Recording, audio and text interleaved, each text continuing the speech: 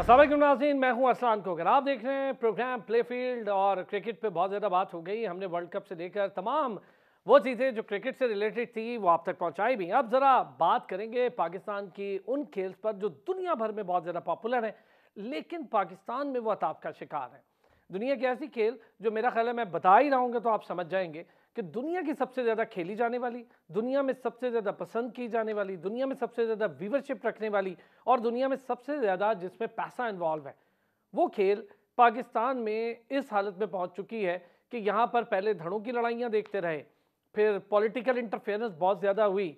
Political interference की वजह से फीफा को बीच में आना पड़ा, पहले बैन हुई, फिर बैन लिफ्ट हुआ, फिर नॉर्मलाइजेशन कमेटी आ गई, नॉर्मलाइजेशन कमेटी के भी हेड्स बदलते रहे।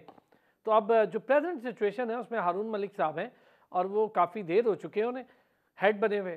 15 मार्च तक इलेक्शन के लिए कहा गया था। फीफा की जानिब से जो एक्सटेंशन मिली थी लास्ट हारून मलिक और उनकी टीम को, कहाँ तक पहुँचा है इलेक्शन प्रोसेस और इलेक्टोरल प्रोसेस के लिए क्या कदगन है, क्या मुश्किलात हैं, क्या कबाहत है, इस पर भी बात करेंगे। सैफ क्लब चैंपियन, अच्छा ये जो सैफ क्लब चैंपियनशिप है इसके लिए बड़ी ही गलतफहमी है लोगों में और काफ़ी सारे लोग समझते हैं कि डिपार्टमेंट्स का इससे क्या ताल्लुक। तो वो भी आज आपको बताएंगे कि डिपार्टमेंट्स का ये क्लब चैंपियनशिप से क्या ताल्लुक होता है और क्यों क्लब चैंपियनशिप की कंसल्टेशन न करने पर डिपार्टमेंट्स बहुत ज़्यादा नाराज़ हैं। पाकिस्तान के जो फुटबॉल के स्टेक होल्डर्स हैं वो क्या कहते हैं, वो क्या समझते हैं, और वो स्टेक होल्डर्स जो रियल मानों में पाकिस्तान फुटबॉल की जान है, रूह हैं, आज उनसे बात करेंगे। और इस तमाम तर चीज़ पर 39 गोल खाए जेर इंतज़ाम नॉर्मलाइजेशन कमेटी के पाकिस्तान फुटबॉल टीम ने और सिर्फ 5 गोल किए हैं। हमने सिर्फ एक मैच जीता है, जितने खेले वो हारे हैं। आज इन सारी चीज़ों पर भी बात होगी ज़रा खुलकर। फुटबॉल, फुटबॉल स्नैरियो, स्ट्रक्चर, सूबाई सतह पर क्या कुछ होना चाहिए। हाँ जी, रेफरीज के इलेक्शन करवा दिए नॉर्मलाइजेशन कमेटी ने, उस पर भी एक साबिक रेफरी है, उन्होंने बड़ा एतराज़ उठाया है। उन्होंने कहा है कि ये सूबाई जो एसोसिएशंस हैं उनका दायरा इख्तियार में आता है, तो नॉर्मलाइजेशन कमेटी बतौर फुटबॉल फेडरेशन ये नहीं करा सकती। अब पता नहीं करवा सकते हैं या नहीं, इस पर भी बात करके देखते हैं। सरदार नवीद हैदर साहब ने हमें ज्वाइन किया है, साबिक नायब सदर हैं पाकिस्तान फुटबॉल फेडरेशन के, प्रेजेंटली प्रेसिडेंट हैं पंजाब फुटबॉल एसोसिएशन के। उनसे भी इस पर बात करेंगे और बड़े दिलो जान के साथ फुटबॉल पर काम कर रहे हैं। काफ़ी सारे सवालात उनके साथ भी होंगे मेरे। फिर साबिक कप्तान पाकिस्तान फुटबॉल के और हमारे लिए हीरो हमारा ईसा हमारे साथ मौजूद है, ईसा चमन हमारे साथ मौजूद है। ईसा अस्सलाम वालेकुम। वालेकुम सलाम। सरदार साहब अस्सलाम वालेकुम, कैसे हैं? वालेकुम अस्सलाम, थैंक यू वेरी मच ईसा, अस्सलाम वालेकुम। वालेकुम सलाम सरदार साहब। अच्छा, ये ज़रा पहले, इससे पहले कि मैं कोई बात करूं सरदार साहब और ईसा, मुझे ना बड़ी अजीब सी एक बात लगी। मैंने एक बात कही कि जी फुटबॉल के जो खेलने वाले डिपार्टमेंट्स हैं वो नाराज़ हैं फुटबॉल फेडरेशन से। क्यों नाराज़ हैं ये तो आप लोग बताएंगे, क्योंकि आप केआरएल को रिप्रेजेंट भी कर रहे हैं, केआरएल को खिला भी रहे हैं ईसा। तो ये जो सैफ क्लब चैंपियनशिप है, एक तो ज़रा लोगों की गलतफहमी दूर करे कि पता ही नहीं है कि क्या है क्या नहीं। भाई जो डिपार्टमेंट्स हैं वो बतौर क्लब रजिस्टर हुए हैं, बतौर क्लब खेल रहे हैं और अब से नहीं पुराना खेल रहे हैं। ज़रा ईसा इसके हवाले से ज़रा एक तो गलतफहमी हमारी सबकी दूर करें। बिल्कुल, आपने जिस तरह कहा था कि डिपार्टमेंट की जितनी भी टीमें हैं वो इस चीज़ पे बहुत ज़्यादा नाराज़ है, क्योंकि ये हमारी जायज़ मुतालिबात है कि 2012 में पाकिस्तान फुटबॉल फेडरेशन ने एएफसी में जो है ना, एएफसी का ये रिक्वायरमेंट था। 2012 जो है ना हमारा लास्ट प्रीमियर लीग था, जो डिपार्टमेंट के नाम से टीमों ने खेला था। उसके बाद जितने भी डिपार्टमेंट्स थे वो सारे तकरीबन क्लब में कन्वर्ट हुए थे। तो उसके बाद हमारे जितने भी डिपार्ट थे वो क्लब बन चुके हैं और सब ने अपने-अपने डिस्ट्रिक्टों में जहाँ पे भी होता था, जिस तरह अभी कराची में हम उस वक़्त के इलेक्ट्रिक में था, तो हमारा ईस्ट साउथ में जो है ना हमारा रजिस्ट्रेशन हुआ है।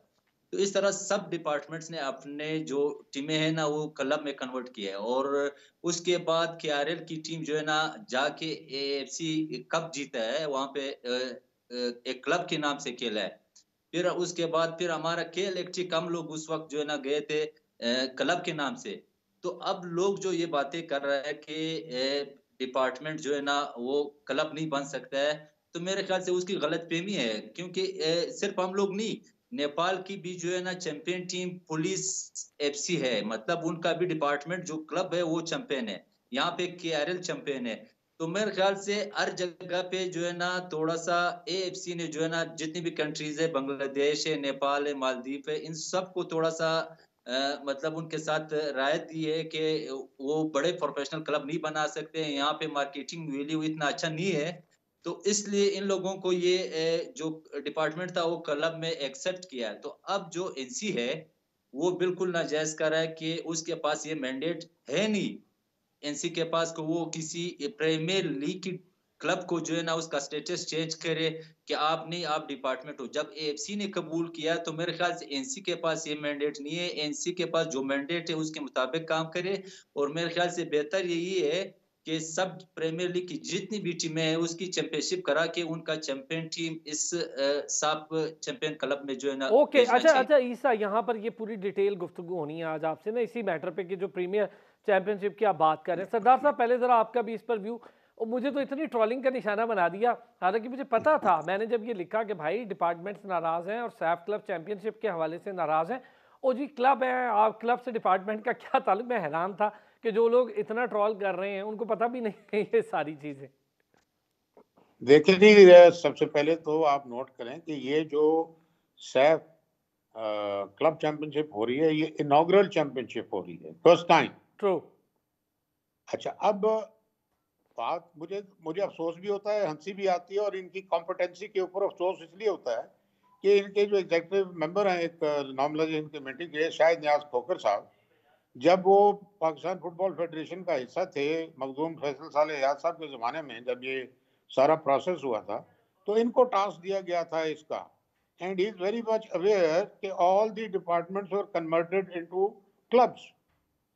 अब आर्मी एफसी है, नेवी एफसी है, सारे बिल्कुल ठीक। डिपार्टमेंट्स हैं, वापडा एफसी है।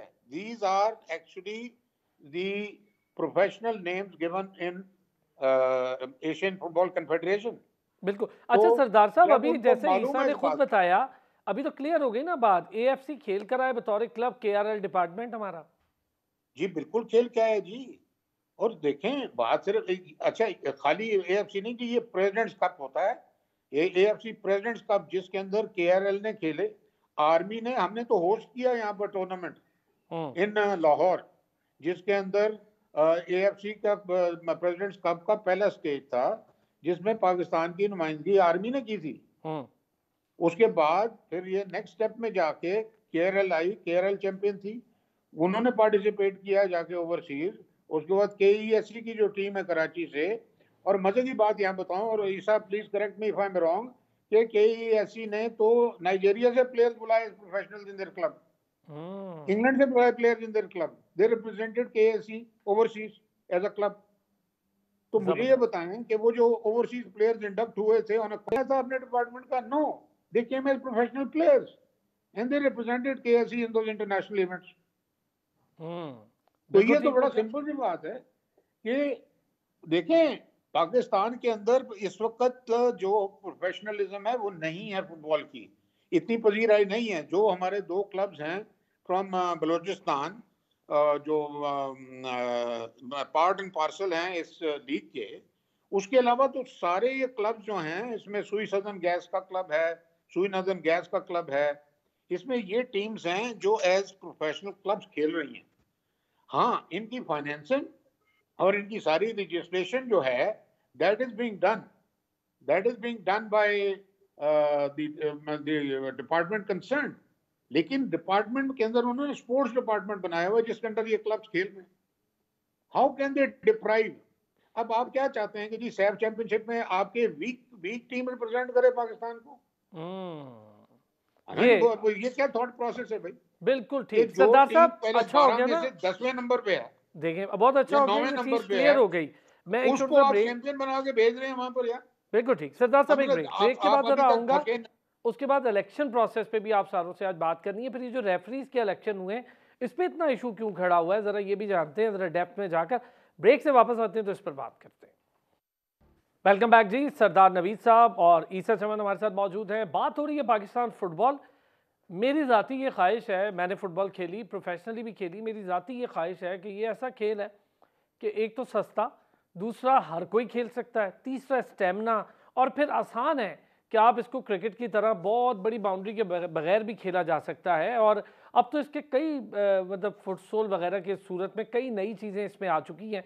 तो फुटबॉल जैसा खूबसूरत खेल और उसकी पाकिस्तान में ये हाल, इलेक्शन नहीं हो रहे, उसकी रीज़न भी खैर पॉलिटिकल है। मैं बिल्कुल ठीक इसको मानता हूँ कि इतना पॉलिटिकल इंटरफेरेंस हुआ कि उसकी तबाही हो गई। और अगर ना होता तो आज ये हम 70-76 सालों में एक बार कहीं हम पाकिस्तान की टीम फुटबॉल वर्ल्ड कप का हिस्सा नहीं बन पाई। तो इसमें सबका कसूर है, किसी को अच्छा लगे या बुरा लगे। सरदार साहब, मैं तो बड़ा इस मामले में क्लियर हूँ, सबका कसूर है तो हम इस हाल पर पहुँचें। इलेक्शन 15 मार्च तक के लिए कहा, इलेक्शन बहुत ज़रूरी है पाकिस्तान फुटबॉल के लिए, लेकिन काफ़ी अरसे से ये डिले का शिकार हैं। कभी कनेक्ट आईडी की वजह से, कभी स्क्रूटनी की वजह से, कभी किसी वजह से। तो आप देख रहे हैं कि 15 को इलेक्शन होने जा रहा है। ये प्रोसेस शुरू हुआ है अक्टूबर 2019 and we have crossed 4 years of this experiment which is going on। और ये हमेशा एक एक्सक्यूज बना देते हैं जब इनकी टर्म एक्सपायर होती है, काम करते नहीं है।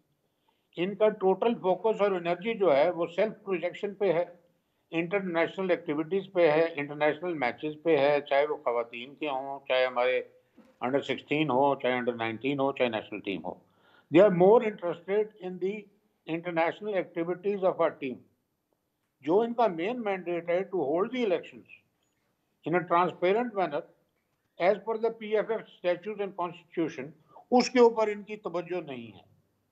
अब उन्होंने शुरू किया प्रोसेस आफ्टर उनको जो लास्ट एक्सटेंशन मिली है उसके अंदर क्लियर कट फीफा ने कहा है इनको और AFC ने कहा है कि if you do not complete the task by 15 March 2024 then there will be serious repercussions.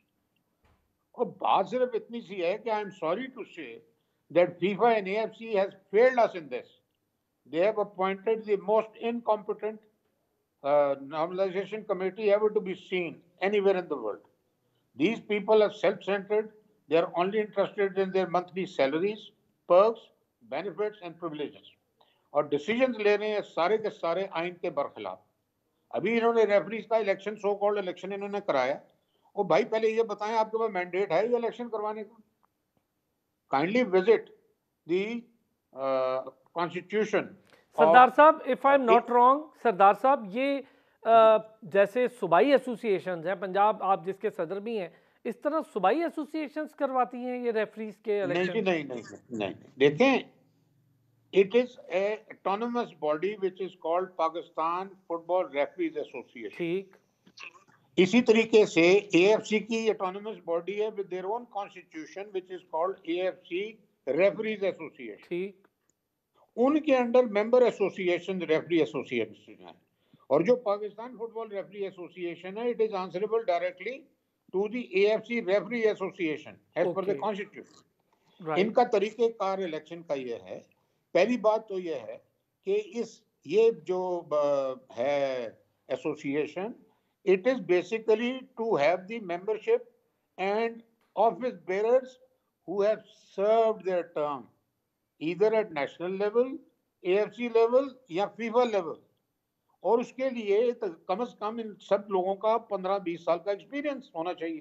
ठीक। अब जो इनका तरीकेकार इलेक्शन का वो ये है कि फर्स्ट डिस्ट्रिक्ट रेफरीज एसोसिएशन होगी।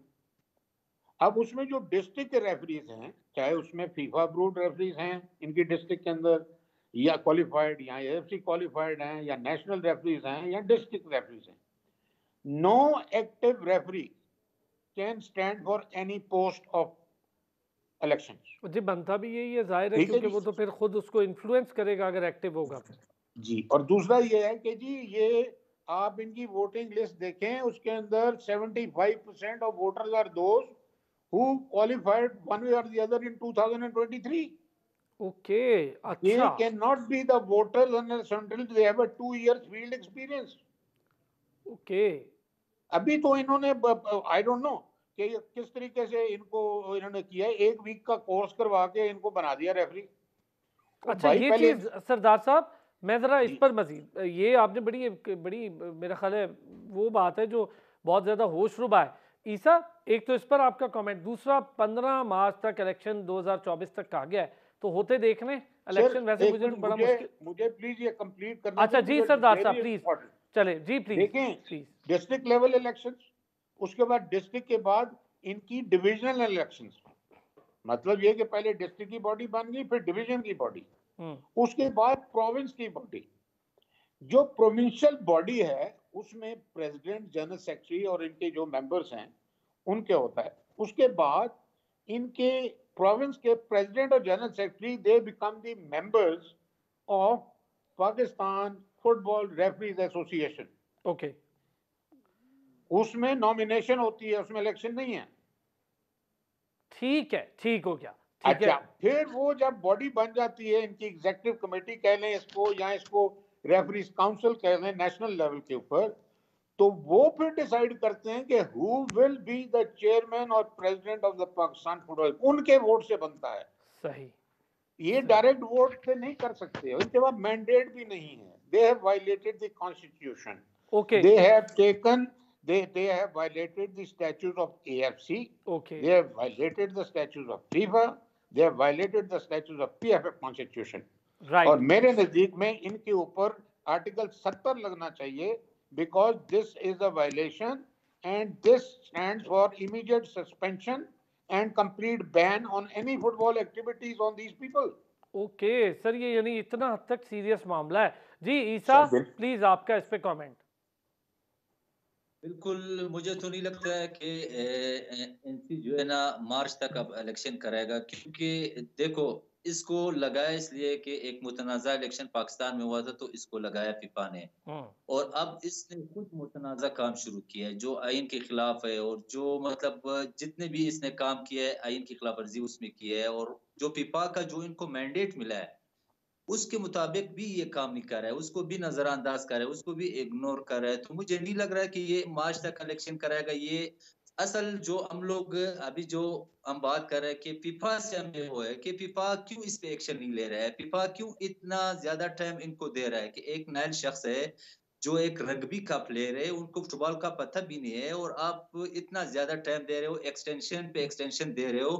तो हमें फीफा जो है ना सबसे ज्यादा हमारे जो ये पॉलिटिक्स है या मेरा हमारे ख्याल जो है जो मसला है। इंटरनेशनल एक्टिविटी हो रही है ईसा वो बहुत ज्यादा है, शायद उसकी वजह से फीफा खुश है।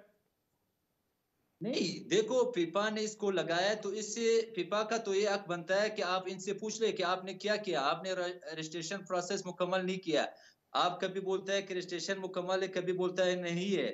तो मतलब इस तरह मसलों पे और लोग यहाँ से स्टेक होल्डर्स इनको लेटर्स भेज रहे, ईमेल्स कर रहे, उसका कोई जवाब नहीं दे रहे। तो मेरे ख्याल से जो फीफा इनको टाइम दे रहा है इससे पाकिस्तान फुटबॉल तबाह हुआ है। और अभी देखो हमारा डोमेस्टिक स्ट्रक्चर का क्या हालात है, 4 साल से हमारे प्रीमियर लीग नहीं हुआ है। जब आपका डोमेस्टिक स्ट्रक्चर तबाह हो तो आप इंटरनेशनल किधर खेल सकते हो? ये बहुत मुश्किल होता है इंटरनेशनल फुटबॉल खेलना बगैर डोमेस्टिक के। अभी हमारा जो चैलेंज कप है उसकी प्री क्वार्टर एक रिकॉर्ड है मेरे ख्याल से कि इसका प्री क्वार्टर 1 साल हो गया अभी तक मुकम्मल नहीं हुआ है। तो इलेक्शन कहाँ से होंगे? मतलब ये डिले टैक्सेस कर रहे हैं, कभी ये ना डाल देते हैं लोगों के ट्रक की बत्ती लोगों को लगा देते हैं। तो मेरे ख्याल से सिर्फ ये एंजॉय कर रहा है, जिस तरह सरदार साहब ने बोला था कि बस सिर्फ इसका जो टारगेट है national women team, national man team इनके साथ है। तो ये अच्छा, बहुत ही बड़ा मसला हो। एक छोटा सा ब्रेक से वापस आता हूँ, तो मैं ज़रा इस पर ज़रा मज़ीद भी बात करेंगे। ये जो बात है कि यहाँ तक नहज पहुँची क्यों, हम इस नहज तक आए क्यों हैं, कि अब हालात ये हैं कि नॉर्मलाइजेशन कमेटी फीफा ने बिठा दी है। उससे पहले ये सब कुछ जो हुआ जिसकी वजह से नॉर्मलाइजेशन कमेटी है, इस पर भी बात करते हैं। इन 7-8 सालों में IPC मिनिस्ट्री, इसका क्या रोल है जी फुटबॉल की जानिब, और पाकिस्तान स्पोर्ट्स बोर्ड का क्या रोल है, इन चीज़ों पर भी बात करते हैं ब्रेक के बाद। वेलकम बैक जी, प्ले फील्ड में एक बार फिर खुश आमदीद। बात हो रही है पाकिस्तान फुटबॉल की और फुटबॉल के मसाइल की। सरदार नवीद साहब हमारे साथ मौजूद हैं, पाकिस्तान के साबिक कप्तान। ईसा हमारे साथ मौजूद हैं।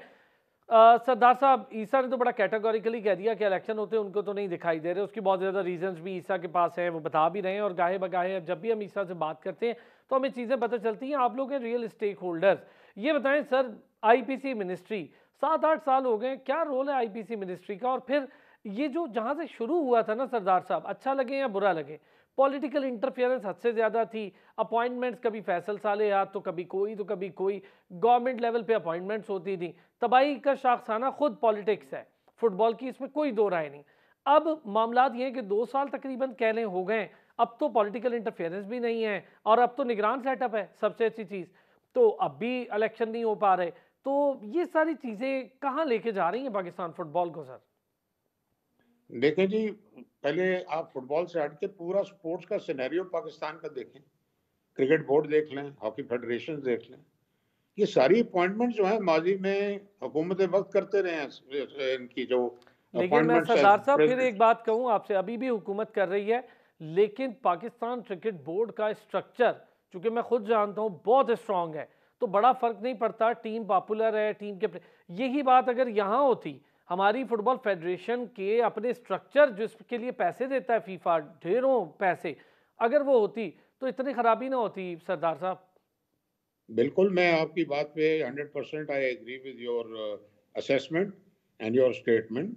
बात यह है कि जहाँ तक पाकिस्तान का फुटबॉल सिनेरियो है, अब आप इसमें गवर्नमेंट का इंटरफेरेंस या गवर्नमेंट की पार्टिसिपेशन किस तरह रोक सकते हैं? इस वक्त आप नेशनल लेवल पे देखें, प्रोविंशियल लेवल पे देखें या डिस्ट्रिक्ट लेवल पे देखें, total infrastructure is owned by the federal government, provincial government और डिस्ट्रिक्ट गवर्नमेंट। जितनी आपकी फुटबॉल की पिचेस हैं, ग्राउंड्स हैं, जितने आपके स्टेडियम्स हैं, ये ओनरशिप किसकी है?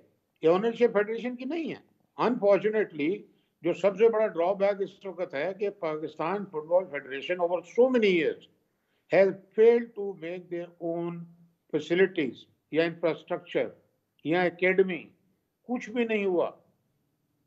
So all this has been because of the political wrangling between the different groups, infighting. और मतलब यह है कि this has really destroyed the basic structure of Pakistan football. और आज जब हम बैठे हुए इस पे, तो we are all responsible for it. Very well said. चलें, ये एक बड़ी अच्छी और क्लियर स्टेटमेंट है आपकी, मुझे अच्छा लगा कि चलें ये बात तो हो रही है कि हम सारे रिस्पॉन्सिबल हैं। अब चूंकि सर टाइम कम है, मैं आप दोनों हजरात से थोड़ी ज़्यादा सवालात करूंगा। ईसा, आपका भी इस पर मुझे व्यू चाहिए। कितनी तबाही फेर दी हमारे यहाँ पॉलिटिक्स ने फुटबॉल की, वो तो नज़र आ रहा है, लेकिन क्या हम इसको बचा सकते हैं इन सब चीज़ों से? देखो, मैं एक चीज आपको बता दूं कि इलेक्शन क्यों नहीं हो रहा है।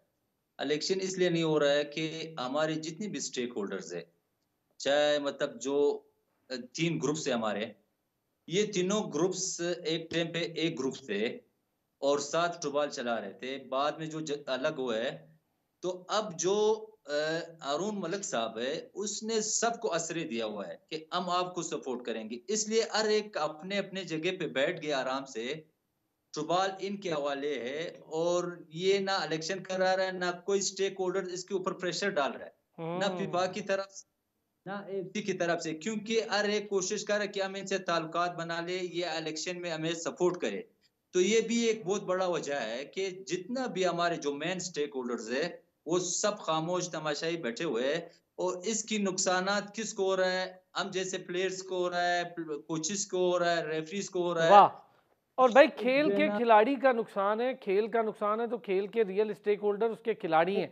सरदार साहब, मुझे आपका जल्दी से इस पर व्यू चाहिए। ईसा, आता हूं आपके पास, सरदार साहब का इस पर व्यू लेता हूं। जी सरदार साहब। सर बात यह है, वो एज ए मुसलमान इन्नमल अमालु बिन्नियाते, अमाल का निसार नियत पर है।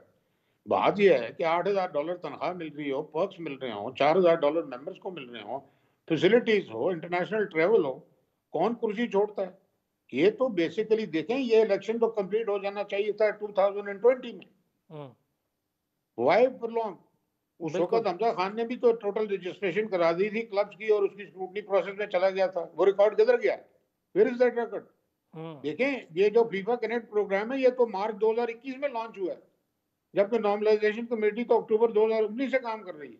ठीक, तो उससे पहले ये इलेक्शन कंप्लीट हो जाना चाहिए था on the registration of the clubs with voting rights, with playing rights and new clubs. अच्छा, ओके। अब मुझे ये सरदार बताइए साहब, कि ये जो रजिस्ट्रेशन प्रोसेस इन्होंने शुरू किया हुआ है, दिस इज इनकम्प्लीट। ठीक हो गया। सरदार साहब, मुझे आपका एक व्यू चाहिए। सरदार साहब, चूंकि लास्ट मिनट होगा, मैं इंशाल्लाह इस पे प्रोग्राम, हम जरा सीरीज ऑफ प्रोग्राम शुरू करेंगे। अब क्रिकेट से निकले तो अब करते हैं। सरदार साहब, गवर्नमेंट का रोल आपकी नज़र में इतना जीरो है इस सारे प्रोसेस में? अगर गवर्नमेंट अपना रोल प्ले करती तो शायद इलेक्शन हो जाते, ऐसा समझते हैं? सर देखें, गवर्नमेंट ने पिछले 40 साल से तो यूथ को छोड़ दिया है अपने हाल पे। ठीक, अपनी मर्जी से वो प्रेसिडेंट अपॉइंट कर देते हैं, ऑफिशियल अपॉइंट कर देते हैं। उन जिनका ताल्लुक ही नहीं होता उस स्पोर्ट के साथ। ठीक है, यानी मैं आपकी आप बात अपना के दूं कि स्टैंडर्ड देख जीरो लें, है ये देख लें, रोल। अपना स्टैंडर्ड देख लें, where are you in squash, where are you in hockey, where are agreed, you in other games? Agreed, agreed, world agreed. Champion थे, आप आ गए हैं बेसमेंट पे। ईसा, ईसा जल्दी से इस पर आपका व्यू, गवर्नमेंट रोल जीरो है? बिल्कुल, अभी जो मौजूदा निगरान गवर्नमेंट है ये तो बिल्कुल खामोश बैठे हुए हैं। इससे पहले जो गवर्नमेंट था उसने थोड़ा-सा इनको प्रेशर दिया है, जो मेरे ख्याल से कुछ लेटर्स फीफा को भी लिखा है। उसको अच्छे नताइज मिले हैं, उनको जवाब भी मिला है। मगर बदकिस्मती से इनको ये भी चलें, एडवांटेज मिला है कि जब निगरान गवर्नमेंट आ गया तो इनको जो है ना एक टाइम मिल गया, अभी ये आराम से फिर एन्जॉय कर रहा है। अब यही तो तो इसलिए प्रॉब्लम मैं है बोल रहा हूँ ईसा, कि यहाँ पर यही। चले, मैं इस पे आप लोगों के साथ इंशाल्लाह एक प्रोग्राम और मजीद स्टेक होल्डर्स को। सरदार नवीद हैदर साहब, बहुत शुक्रिया आपका, थैंक यू सो मच। साबिक नायब सदर पाकिस्तान फुटबॉल फेडरेशन और इस वक्त पंजाब की जो फुटबॉल एसोसिएशन है उसके प्रेसिडेंट हैं। ईसा चमन हमारे साथ मौजूद थे, पाकिस्तान फुटबॉल टीम के साबिक कप्तान और शानदार हीरो हमारे। बहुत शुक्रिया दोनों हजरात का। कल फिर होती है 4 बजे आपसे मुलाकात।